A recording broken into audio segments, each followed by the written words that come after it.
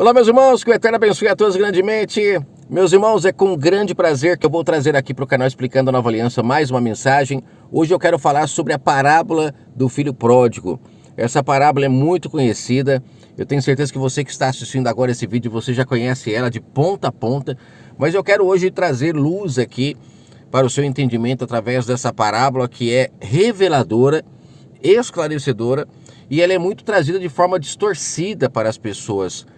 Muitos que vivem da herança, que lucram com a palavra do Pai, cujo Salvador falou em Mateus 10 que era para dar de graça, que era para levar de graça a mensagem, era para levar, né? Não era nem para as pessoas virem e ouvir ninguém, era para as pessoas irem e levarem a mensagem. Mas hoje está tudo muito trocado, né? Muito invertido. E aqueles que eram para dar de graça estão cobrando, né? Estão cobrando, vivendo da herança, como eu falei na parábola da vinha. A parábola da vinha ela está viva até hoje no sentido de que aqueles que mataram os servos, os profetas, conforme fala na parábola, que mataram o filho, lá diz que eles matariam para continuar vivendo da herança. Então todos aqueles que vivem da palavra estão infelizmente inclusos, como aqueles que mataram também os servos, que mataram o Salvador. Por quê? Porque trazem a palavra do Pai como fonte de lucro. E não foi para isso que a palavra do Pai foi jorrada. É como uma água que é jorrada para matar a sede da humanidade, e as pessoas fecham isso entre quatro paredes ali, criam uma empresa e agora quem quiser beber dessa água tem que pagar o copinho, a garrafinha. Não, a água está ali de graça, não tem ninguém produzindo, ela é algo natural, por que eu vou cobrar? Então é algo que, se a gente entender espiritualmente também, enxergando dessa maneira física que eu acabei de falar, dessa fonte que jorra para todos beberem, você começa a entender que todos aqueles que lucram é porque criaram um comércio em cima dessa água, e para beber as pessoas precisam ir a um local para beber, precisam ir e comprar dessa água. Isso é um absurdo, o Pai não aceita isso, por isso que ele fala: vão viver da minha herança. E a herança fala de riqueza, fala da palavra do Pai, do seu Espírito Santo. Então hoje eu quero falar da parábola do filho pródigo para trazer para você, mais uma vez, a compreensão de que as parábolas estão todas dizendo a mesma coisa. As parábolas são uma prestação de conta que o Criador estava fazendo com os líderes de Israel. Infelizmente, não se entende isso porque foi colocado o Novo Testamento iniciando no livro de Mateus, ali no nascimento do Salvador, e com isso as pessoas não compreendem. Elas leem as parábolas achando bonito. Mas ali é o Pai, o Emanuel, Deus conosco, o Criador, chamando a atenção daqueles homens. Tanto é que você percebe que nas parábolas o Salvador fala de coisas que ele não estava lá. Por exemplo, a parábola da vinha. Por que a gente não entende? Porque o Salvador está falando de um momento que foi bem lá o início do chamado do povo de Israel, lá de Abraão. Ele está falando, quando ele fala da parábola da vinha, que o pai arrendou para uns lavradores, cercou um local, arrendou, colocou um lagar, arrendou e saiu de viagem. É interessante você entender, o Salvador está falando de um momento muito lá atrás, que foi um acordo entre o Criador do universo e os líderes de Israel. Homens que foram chamados para receber os seus talentos. Olha como que tudo está encaixando. Você está conseguindo compreender? O pai deu um pouquinho para um, 5 para um, 2 para um para outro, para que eles fizessem o quê? Para que eles cuidassem da noiva, que estava, tadinha, toda destruída quando foi encontrada. No livro de Ezequiel, Ezequiel fala de como foi encontrado o povo que depois se tornou o povo de Israel.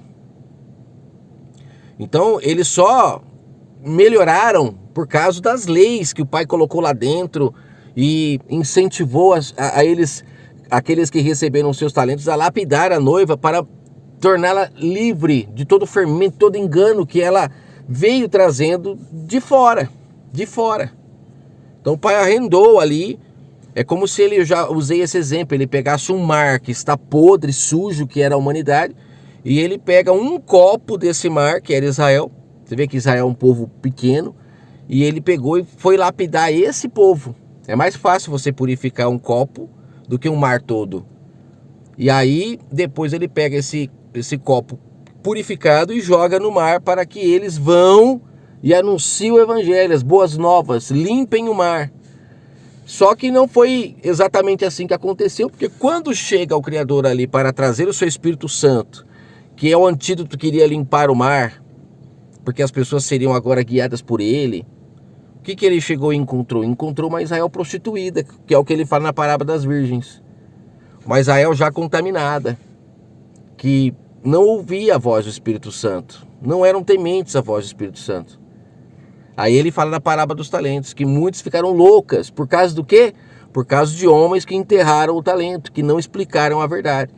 Então, quando você entende as parábolas trazendo de verdade que lá era a velha aliança ainda, o pai prestando conta com aqueles homens, você começa a entender melhor as escrituras. Então, por isso que as parábolas são uma chave de entendimento, uma chave de entendimento.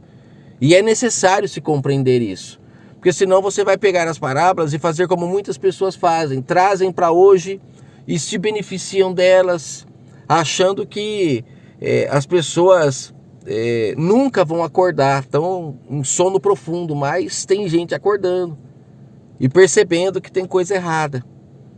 Então essa parábola do filho pródigo, que eu falei que eu quero falar sobre ela, eu fiz esse resumo falando da parábola da vinha, falei da parábola dos talentos, que eles enterraram, e por isso a noiva ficou prostituta, por isso que a noiva ficou louca, que é a parábola das 10 virgens, né? Foi graças a esses homens que quiseram pegar a vinha à força para eles. Entendendo tudo isso, agora a gente entra na parábola do filho pródigo, que é mais uma parábola que o Salvador fala de forma subliminar, para que aqueles homens ouvindo não entendessem e vendo não enxergassem, para que ele não fosse morto por eles, porque eles eram maldosos e mesmo assim eles pegavam em pedras o tempo todo para apedrejá-lo.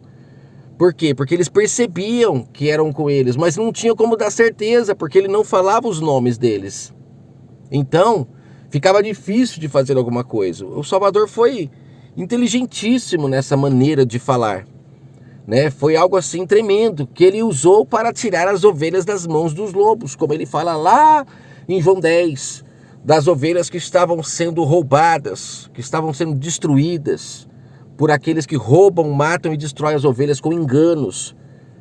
Muitos pensam que ali, quando fala que o diabo vem para matar, roubar e destruir, esses que vivem da herança sempre jogam a culpa no diabo, mas de acordo com o texto, o Salvador fala que não, que aquele que mata, que rouba, que destrói, são aqueles que não são chamados para serem pastores e se colocam nesse papel, porque o povo cai fácil nessa armadilha de títulos, de hierarquias. O povo acredita. Por isso que o Salvador veio chamar o povo para buscar em espírito e em verdade, porque acaba tudo isso. Não é mais no templo, não é mais no monte, não existe mais essas hierarquias, somos todos irmãos, conforme ele fala para os discípulos. Aí cai por terra todas essas algemas que escravizam as pessoas. Na parábola do filho pródigo, ele fala que certo homem tinha 2 filhos. Agora aqui você vai entender perfeitamente a parábola lá dos 2 filhos. Ah, mas aqui é outra parábola. Não, ele está falando a mesma coisa. Na parábola dos 2 filhos, que foi a última que eu gravei, que foi a só que eu não comentei agora, lá fala do primeiro filho, que disse que ia cuidar da vinha. Lembra da parábola da vinha? Não foi chamado lá os lavradores para cuidar da vinha? Olha aí na parábola dos 2 filhos, falando do filho mais velho, que foi chamado para cuidar da vinha, que é o primeiro filho. Só que ele fala que vai, mas não cuida da vinha, não faz nada. Mas ele dizendo que ia, o pai deu para eles o talento. O pai deu. Vocês vão, então tá aqui meu talento, ó, vou dar para vocês cuidar da vinha então para mim. Só que eles não cuidam. Eles não cuidam. E é essa a prestação de conta. Por que que vocês falaram que ia? Eu dei da minha verdade para vocês e vocês agora não cuidam da vinha. Por isso que vem o Criador prestar conta com aqueles homens, tirando deles o quê? A vinha. Que também lá na parábola dos mordomos infiéis, que eu vou trazer aqui também, ele tira a mordomia, vocês não vão cuidar mais da vinha. Agora eu vou dar a minha vinha a outros. Quem são esses outros? Aí você vai entender aqui na parábola do filho pródigo e também na parábola dos 2 filhos. São as prostitutas e os publicanos, que ali ele usa uma representação de um povo que não era aceito, mas que agora o pai iria começar a aceitar. Por quê? Porque eles estavam fazendo mais do que o filho que disse que iria fazer. Não é isso que ele fala na parábola dos 2 filhos? Que as prostitutas e as meretrizes creram na mensagem de justiça que João trazia? Eles estavam crendo, e aquele primeiro filho não creu. Ou seja, significa que a prostituta lá e o publicano estavam agindo conforme a justiça. Creram na mensagem. Então entrariam primeiro no reino. E aqui acontece isso. É a mesma coisa que ele fala aqui na parábola do filho pródigo, que é muito utilizada para as pessoas quando saem do templo, quando voltam, são chamados de filho pródigo, que volta para a casa do pai, como se a igreja ali, aquele local que eles chamam de igreja, fosse a casa do pai. Isso é a blasfêmia que eles fazem, infelizmente. Você que faz isso, você está blasfemando contra a verdade. Ele disse assim, ó, certo homem tinha 2 filhos, que é o filho mais velho e o filho mais moço. Lembra da parábola dos 2 filhos? Aí o mais moço deles pede parte dos bens, da herança. E aí esse homem, que tinha esses 2 filhos, dá então para esse filho mais moço a parte dele e ele vai embora. Ó, verso 13. Poucos dias depois de pedir a herança, o filho mais moço junta tudo e partiu para um país distante e ali desperdiçou os seus bens dissolutamente. Esse filho mais moço, lembra lá da parábola dos 2 filhos? Quem é o filho mais moço? É a prostituta, é o publicano. Por que se tornou prostituta, publicano? Por que levaram esse nome? Porque perderam a herança. E quem perde a herança fica prostituto. Quem perde a herança fica pobre. Fica pobre. Espiritualmente falando, não tem a riqueza, que é a herança do pai. Então, esse filho mais moço aqui é aquele que disse, não vou cuidar da vinha, dá a minha parte da herança que eu vou embora. E o mais velho, que é o primeiro filho, ele fala, não, eu vou ficar. Que é aquele que lá embaixo fica enciumado quando o mais moço volta. Ele fica enciumado. Vamos continuando aqui que você vai clareando o seu entendimento. Aí fala que esse filho mais moço, tendo perdido tudo, houve uma grande fome e ele começou a passar necessidades. Entenda isso aqui espiritualmente. Por que há fome? Ele não tinha mais dinheiro. O dinheiro que eu estou falando aqui é a herança do pai. Ele não tinha mais compreensão da verdade. Começa a ter fome da verdade e começa a fazer um monte de besteira. Que é o que hoje nós temos visto o mundo. Por que as pessoas estão todas se destruindo? É fome. Fome. E quando vão matar a fome, vão atrás desses homens que se colocam como intermediários entre o pai e nós, dizendo que eles é que têm a palavra. As pessoas vão para o culto para ouvir a palavra de Deus. Elas não ouvem em si. Não buscam o pão que vem da casa do pai, mas elas vão atrás desses homens. Chegam lá, o que eles dão para elas? Dão miojo. Vamos entender aqui como uma comida fraca, uma comida sem nutrientes. E as pessoas ficam famintas, por isso que tem que ir todo dia, toda semana, não podem parar de ir, porque se param, aí começam a roubar de novo, matar de novo, ou seja, são servos inúteis. Eu vou trazer a parábola do servo inútil aqui, você vai entender claramente também. Então aqui ele fala que ele perdeu tudo, teve necessidade, aí ele foi se encontrar com um cidadão daqueles países, ou seja, se envolveu com aquele povo, que eram os gentios, né? Chamado de gentil. Quando fala de 2 filhos na escritura, o primeiro filho é o povo de Israel. O segundo filho são os gentios. É interessante se entender isso, que aí você fala, então esse filho mais moço é aquele que se tornou o gentil. Aquele que se afastou da verdade do pai. Isso, exatamente. O filho mais moço, lá na parábola dos 2 filhos, são os gentios, que é chamado de prostituta lá, de publicano, como exemplo do Salvador. Só que o Salvador lá deixa claro que eles iriam entrar no reino. E aí eu vou falar algo interessantíssimo aqui nessa parábola para você, que você vai ficar maravilhado.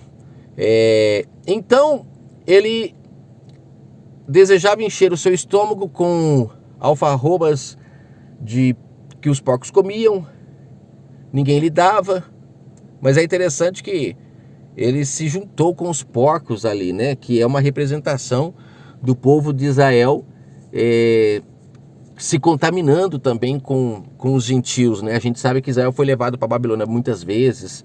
Então, esse filho que ficou, o filho mais velho, né?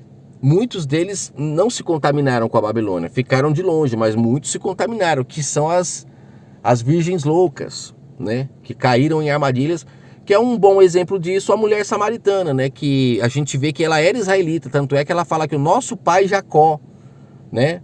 Esse poço é do nosso pai Jacó, lá em João 4 ela fala. Você vê que ela era samaritana, né? Mas ela era uma israelita que foi morar em Samaria e recebeu esse nome. Lá depois da morte de Salomão, houve a divisão das tribos e 10 das tribos de Israel foi para Samaria. Então você vê que a mulher samaritana ela era uma israelita. Por isso que o Salvador fala que o marido que você está buscando não é seu. Isso ali é espiritual também. Tanto é que ela fala que ela buscava esses maridos na onde? Nos montes. Nossos pais adoravam nos montes, né? Não é fisicamente. Mas aqueles que vivem da herança falam que é fisicamente, que é para você não entender. Então você vê, olha a situação que ela estava, como ela estava prostituída, se relacionando com vários maridos, vários ídolos, vários entendimentos diferentes, que não é o entendimento correto do pai. Buscando nos montes, aí o Salvador fala, está chegando a hora que os verdadeiros vão buscar em espírito e em verdade. Você vê que ali ainda é velha aliança, porque ele fala que está chegando a hora. Olha como que tudo se encaixa. É depois do madeiro que começa a nova aliança. Que no caso, uma coisa que é interessante se falar, a velha aliança, ela era escrita na tábua, depois colocaram nos papiros, né, nos pergaminhos, para que o povo lesse, porque era um velho testamento. Na nova aliança não existe texto para a nova aliança. Nós somos o caderno, nós somos a pedra. Lembra que Paulo fala em Hebreus 8? Que os mandamentos do Pai foi colocado no nosso entendimento, no nosso coração. Então agora não é mais um novo testamento. São as boas novas. Essa é a boa nova. Nós somos o caderno que está escrita as leis do Pai. O que eles chamam de Novo Testamento no livro Bíblia, eles colocaram ali como Novo Testamento para a gente ler. Como sendo ali o Novo Testamento, deixamos de ouvir o Espírito Santo do Pai que está em nós. Aquele que inspirou aqueles homens para escrever o que tinha na Velha Aliança, no Velho Testamento, porque eles não tinham o Espírito Santo, então tinham que escrever. Então eles colocaram a mesma ideia para o Novo Testamento para a gente não entender que o Espírito, aquele que escrevia o Velho Testamento, agora escreve em nós. O que nós temos no livro Bíblia, após a ressurreição do Salvador, são histórias de pessoas que compreenderam isso. E não que ali é o Novo Testamento. O Novo Testamento não está escrito em papel. O Novo Testamento está escrito em nós. Isso é maravilhoso. Só que aqui, ó, continuando, esse rapaz ele fala que os empregados do seu pai tinham abundância de pão. E aqui eu estou passando fome. Aí ele se levantou e disse que ele iria pedir perdão para o seu pai. Verso 18. Vou dizer que pequei contra o céu diante de ti. Não sou digno de ser chamado seu filho. Né? Que é o que um gentil faz quando ele reconhece que ele é pecador. Ele reconhece que ele realmente não merece o perdão do pai. Mas, para nossa surpresa, e não digo nem surpresa, porque o nosso pai é amoroso, ele se levanta. Né? O pai, quando vê seu filho vindo lá longe, e ele se alegra. Ó, disse-lhe o filho, aqui ó, verso 20. Levantou-se, pois então foi para ver seu pai.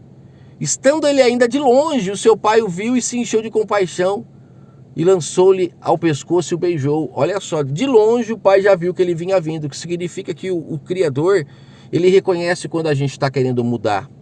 Quando a gente está naquele momento de conversão, de parar de agir de forma errada para fazer o que é certo. Não é conversão para ir para um sistema religioso não, viu?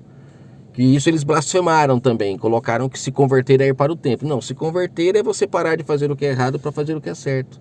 Quando o pai vê a sua força para tentar fazer o que é certo, porque não é fácil, são muitos obstáculos que você tem que enfrentar para fazer o que é certo, o pai já começa a se alegrar, já tem compaixão, já se lança no seu pescoço, já te beija, porque ele fala, meu filho está voltando.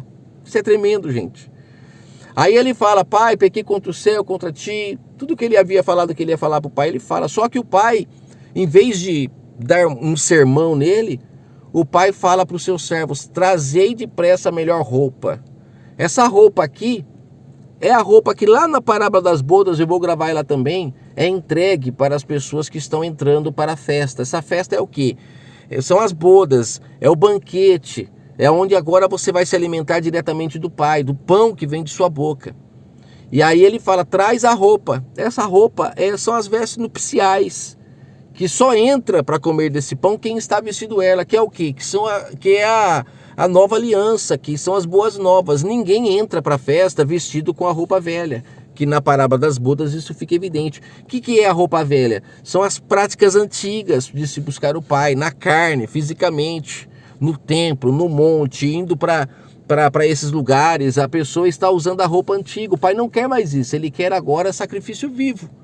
Ele quer mudança de comportamento. Aí fala que ele também deu para essa pessoa um anel, né, para o seu filho. Aqui quando fala de filho, quando fala do anel, você tem que traduzir para esposa e marido.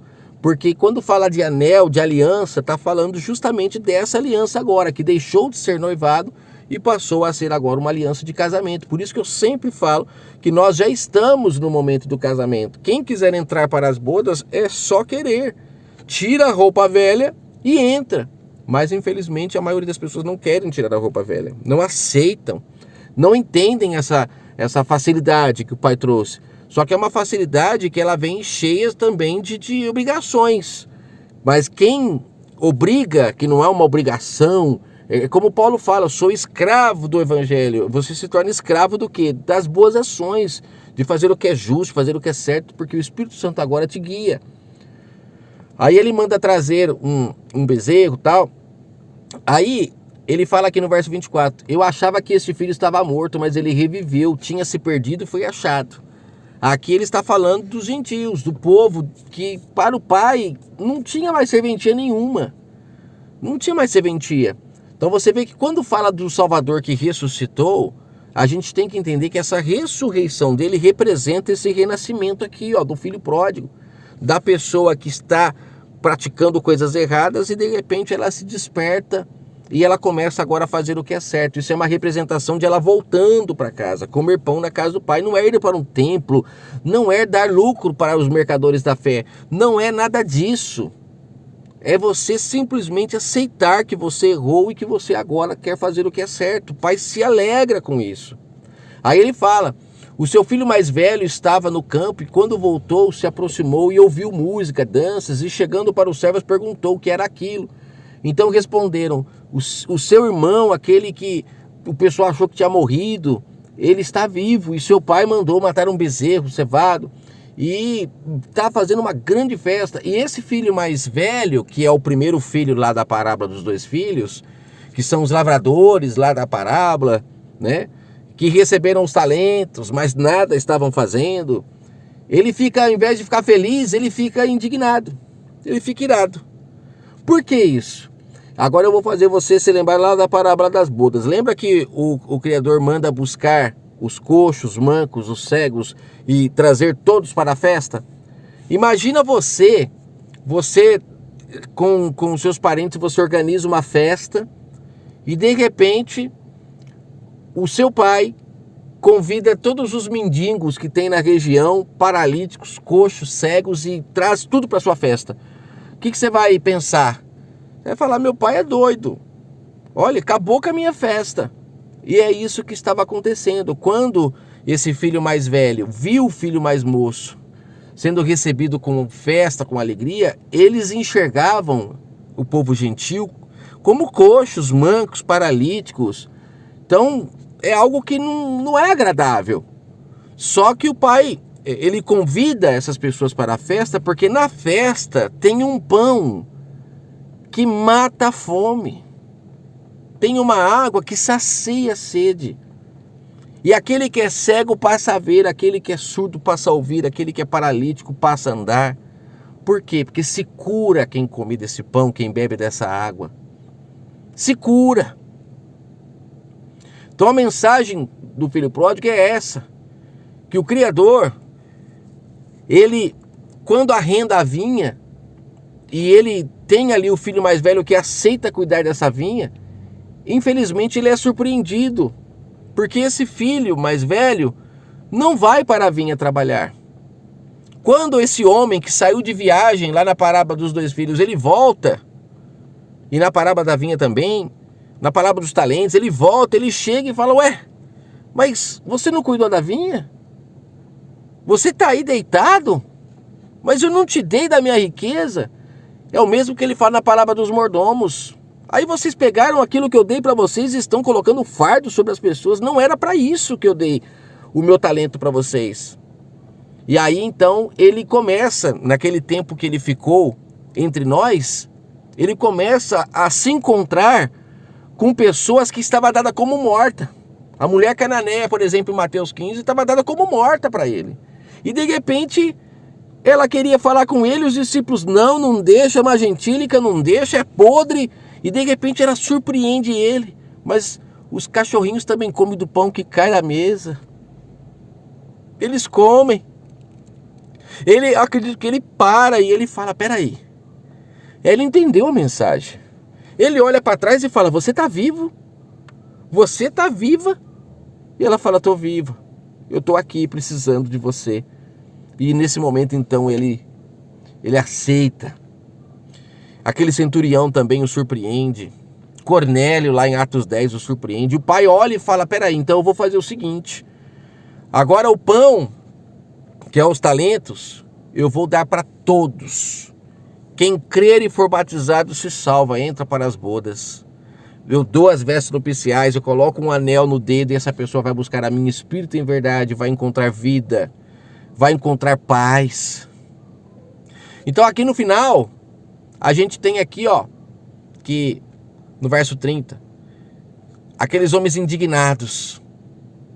Esse desperdiçou os teus bens com as meretrizes e você está fazendo uma festa para eles. Olha aqui, ó, com o que o filho mais moço desperdiçou a herança? Com as prostitutas. O que é uma prostituta? É alguém que não tem compromisso com a verdade. Então, quando a gente vai atrás dessas pessoas que estão aí dizendo que estão trazendo a verdade, mas estão se utilizando do livro Bíblia de história de outras pessoas, essas pessoas estão prostituindo a palavra, estão dando essa lavagem para as pessoas comerem. E quando fala que ele desperdiçou os bens com as meretrizes, volta lá atrás, é ele lá com os porcos comendo lavagem. É a mesma coisa. Essa lavagem espiritual é a palavra do Pai toda contaminada, prostituída. E aí o Criador fala, tu sempre esteve comigo, tudo que é meu é teu. E aqui eu quero falar algo interessantíssimo. Quando ele fala tudo que é meu é teu, tudo que é meu é teu, o que é do Criador? Casa, carro, mansões? Não. Amor, bondade, longanimidade, mansidão, domínio próprio, justiça. É isso que o povo de Israel não fazia uso. Estava na mão deles para usar, mas não usavam. E de repente o pai vê lá aquele samaritano lá em Lucas 10, se abaixando para ajudar aquele homem que estava caído no chão. E o Salvador se surpreende, porque ele fala, aquele meu filho que eu achei que estava morto reviveu. Está praticando obras de justiça diante dos meus olhos.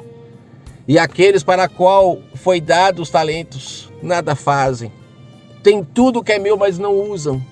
Não fazem uso, e eu estou vendo aqueles que eu achei que estava morto fazendo isso. E por isso o Pai abre a oportunidade dos coxos, cegos, mancos entrarem e participarem do banquete, porque há possibilidade de cura. Há possibilidade de cura. Então eu quero finalizar essa parábola acreditando que você compreendeu do chamado do pai para o primeiro filho, que disse que ia, mas não foi, se aproveitou da vinha, lucrou em cima da vinha, mataram os profetas, mataram os servos, mataram o Salvador, estão vivendo da herança até hoje, mas o Criador, ele abriu a oportunidade para o filho mais moço tomar conta da vinha, receber o seu Espírito Santo, porque ele percebeu que há vida no meio desses mortos, há vida, há pessoas que querem desse pão, que esse possa ser o seu desejo. Que o Eterno abençoe a todos grandemente.